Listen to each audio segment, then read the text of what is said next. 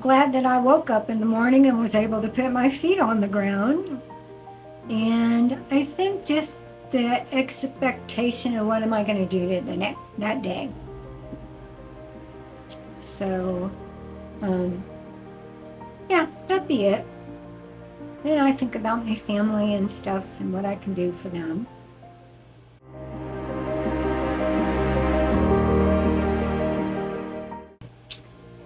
When I turned 70, I was laughing because my sister-in-law is a few months behind me, and she goes, "Oh my God, I can't believe that you're that old." And I told her that she's right behind me and I didn't feel old. And so that was when I was 70, and now I'm 72. And really, I don't feel a day over what I was 5 years ago. I just keep on trucking, and, I feel good about myself at this age.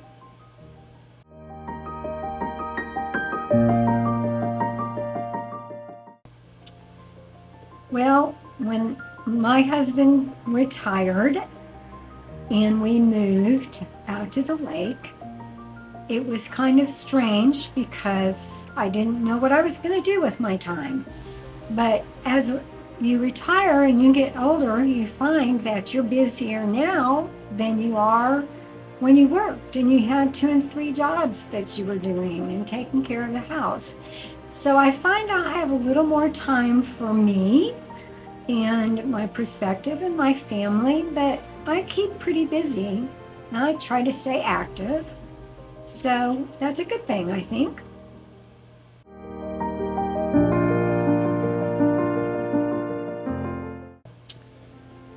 The myth is you're only as old as you feel.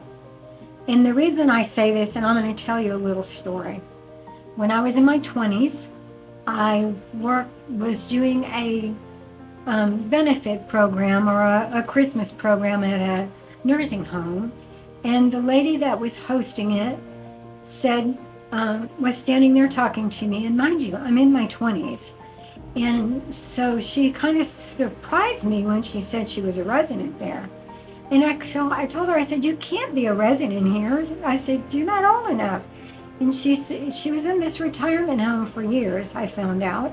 And she goes, "Honey, how old do you think I am?" And I said, "I couldn't even guess." And she goes, "I'm 92. And I go, "No way, you're not 92. And she goes, "Yes." She goes, "You want to know the secret to my being 92? And I said, "Yes." She said, "I get up every single morning and I put on my false eyelashes."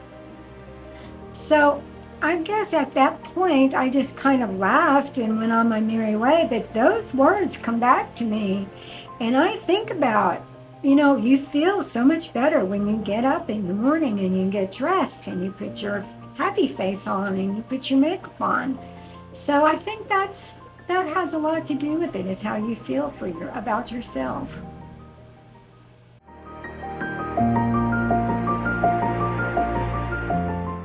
I think the younger generation perceives our generation as old fogies, that we don't know how to do anything, that we don't know how to do technology, that we don't have any clue about different things.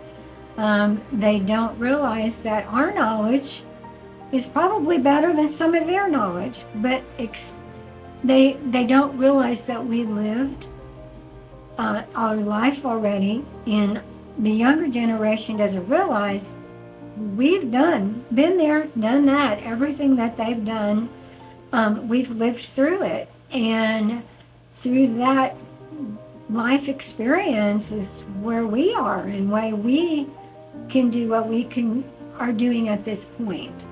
So, yeah, I think that they should stop and look at us as normal people and not at our age.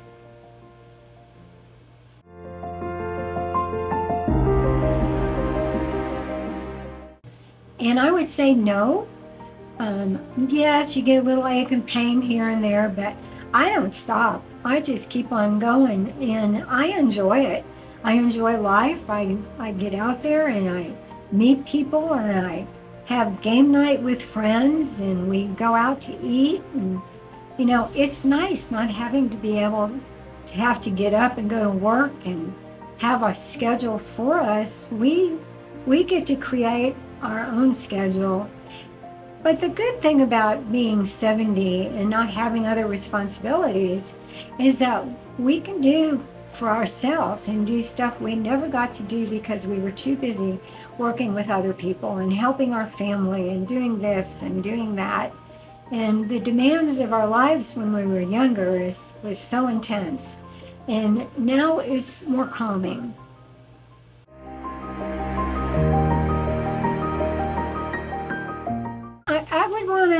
I want to tell people that look to yourself, look to your inner side, because inside there is your free will, your free ability to think on your own. Women kind of get in a little window that people think so much of them, or they're prejudiced about women can't do this or can't do that. But my advice would be to open up yourself. Don't be afraid. Never be afraid. If you're going to try something, try it. All you can do is fail, and if you fail, you learn why you failed.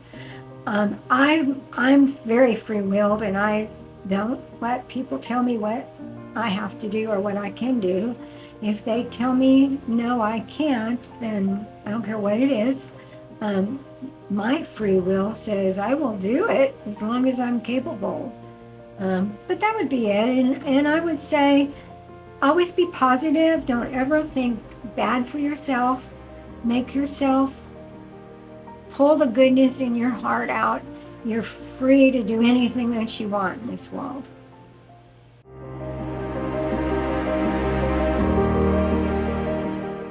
Well, when I was 20-something, I was going through a lot of sadness and joy, both at the same time, because I had 2 little ones, and I lost a family member.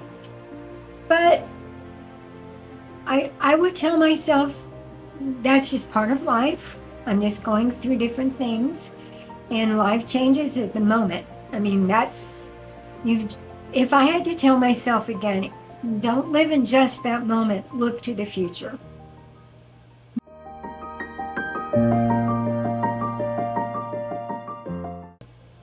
You have to do good for yourself, because if you don't and you neglect yourself, it's first of all, it's going to affect your health. It's going to cause you to have headaches and stress and anxiety, and you always have to take a moment. I don't care if it's a coffee break, or if you had surgery and you're upset about having surgery. You take those healing times to recuperate. It's just like you would on anything. So if you have surgery and your recovery time is 6 weeks, they do that for a reason. They give you that time so you can regenerate and heal your body. Well, you need to regenerate and heal all of you, your soul, yourself, your mind. So I would say that taking time for yourself is imperative, and you should never, ever feel guilty about it. And if your family is and friends, and if people don't understand that, you should explain it to them. Just say, give me a moment, give me the day, give me a couple weeks, and I'll call you back. I mean, take that free time for yourself. Make yourself feel good about yourself. I'm as simple as a mani-pedi, and you will come back feeling better for yourself, and you'll have a better image of yourself.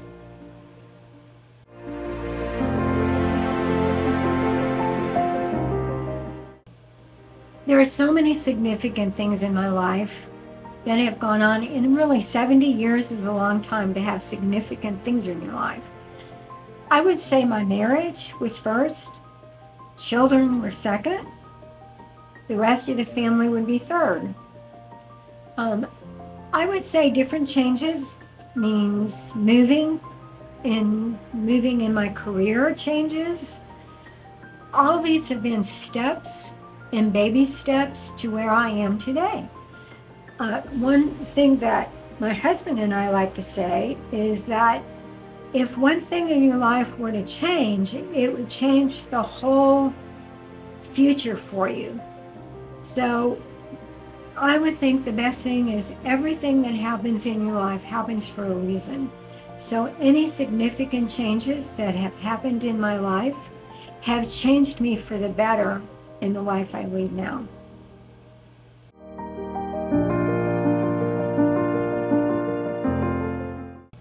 I feel beautiful. I mean, not every woman feels beautiful all the time in their life. And let's face it, ladies, we just live good days and bad days. Everybody's got them, have bad hair days or whatever. But I truly feel more beautiful now because I've had such a wonderful life. And I've always had a positive inner self. I've been taught that since I was little, that you always look for the positive side in things, no matter how bad it gets. And I've had bad things happen throughout my life, but I never let them get me down. So I do feel beautiful, and sometimes I may not look beautiful, but I know that I look pretty bad sometimes, and I hang around with no makeup on or don't do stuff. But what I like to see is that when I'm out running to the post office with no makeup on and I run into a friend, I know that they don't see that I don't have makeup on and I'm not made up. They look at my beauty for me, for who I am. And that's what I always want to project in life.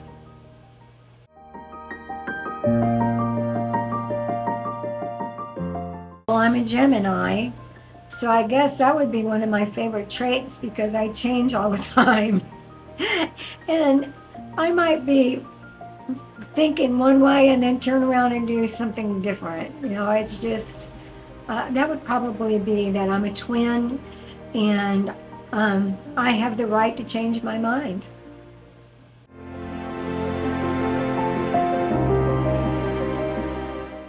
I would say to most younger girls to never look at themselves that in a way that would inhibit what they do.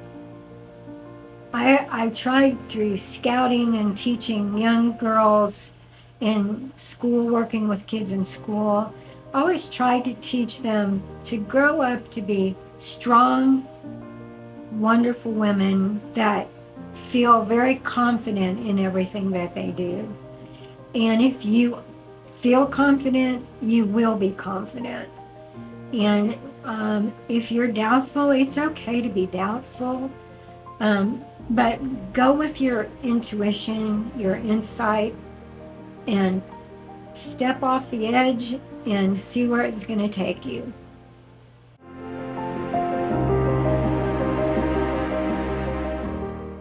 I think the day that I got married, and it was a simple little wedding, and there wasn't but 4 people there besides us, and well, actually, and the person that officiated.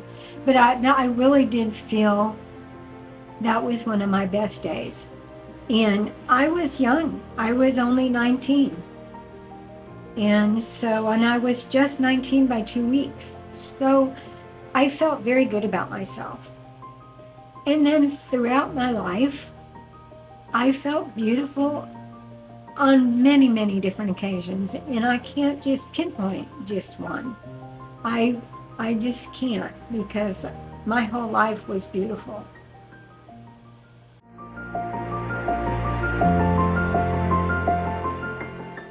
Because I'm Maggie's mom, and she asked me to be part of the 40 Women Over 40 expedition, I wanted to do it because Maggie makes you feel so comfortable and makes you feel so good about yourself.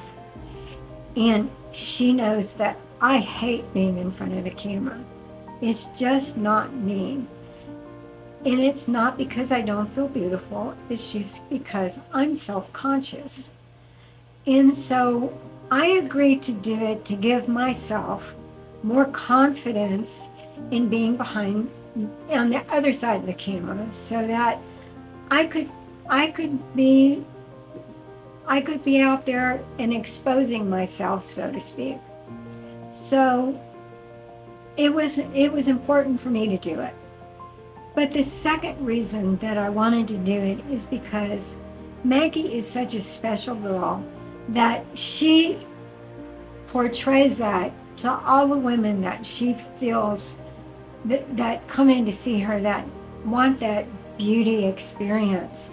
And she makes everyone feel so comfortable and so much better about themselves and so happy when they leave, that I think she is inspiring 40 women over 40 to go on and to use their inner beauty and their exterior beauty for good for themselves for the rest of their lives. This is a path that she's directing them to.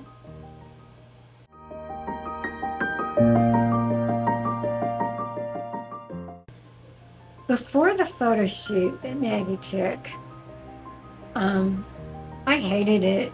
I hated the thought of coming in. I was nervous. I didn't know what she was gonna do.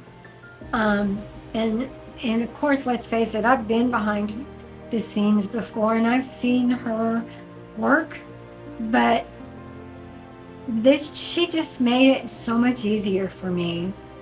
And I loved it. I mean, I really didn't expect to feel as good about myself and as good as having her do my picture.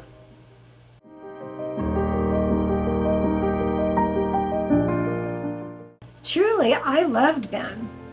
I don't think I have ever seen myself look that good. And I will quote somebody that saw mine and they told me it was the best obituary picture ever. And I was like laughing, but then I looked at it and I go, you know, she's right. I want to use that as my obituary picture because I did look beautiful and I felt good that my daughter took beautiful pictures of me.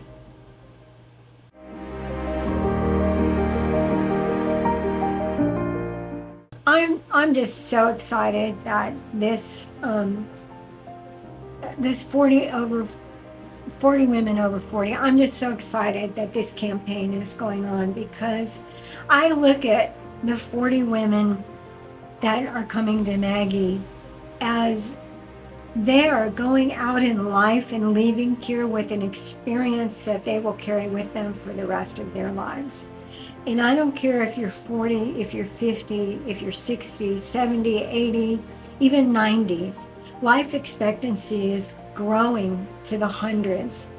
So look at life and experience life for every moment that it is and reach out and say your goal is going to be 110 years old and you'll be doing these same portraits.